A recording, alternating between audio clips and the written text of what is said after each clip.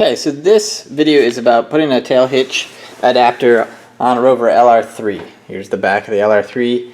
This is the panel that would generally cover your electronics or your wiring harnesses for your trailer. Underneath here, let me turn on a little bit more light. Underneath here is where the adapter goes. Now the regular adapter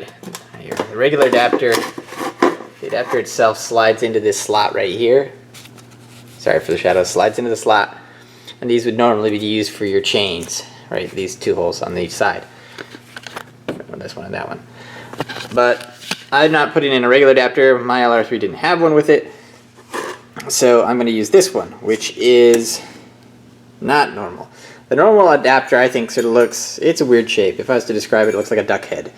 And this one has one that slides up in, and then it bolts into what would be the chain mounting points with these two bolts.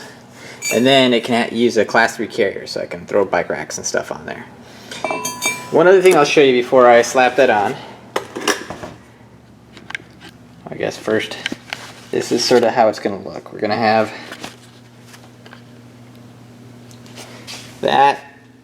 And here's the adapter. The adapter is going to slide up inside of it and then bolt on each side. That side and that side.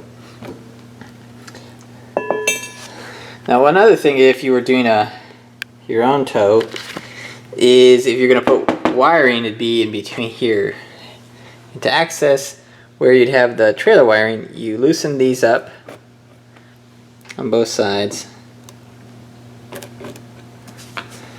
And then it just pulls away, so it just pulls down.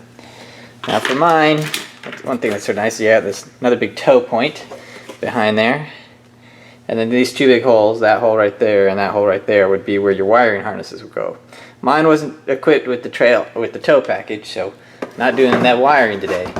But thought you'd find that interesting. But for me, I'm just gonna take the pseudo duck head here and bolt it into place, and then I'll have a tail hitch.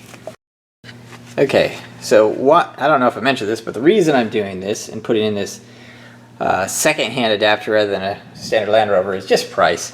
Standard Land Rover adapter is about $400 to $500. This one, it was $175. Still way more than I think it should be, but cheaper, and I just need something to attach. Okay, the first step we're going to do is we're going to put the bolts in here. Oh, that's the very first thing we're doing. We're going to use a huge washer on it. Put that one back there, right here, in place. I'm going to take the adapter, put it in there. So here's what we look like now. I haven't tightened the bolts yet, they're just finger tight right now. But that's how it's going to sit in there.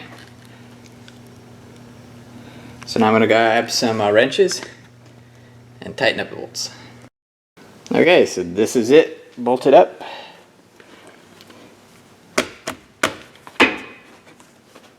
That's all there is to it.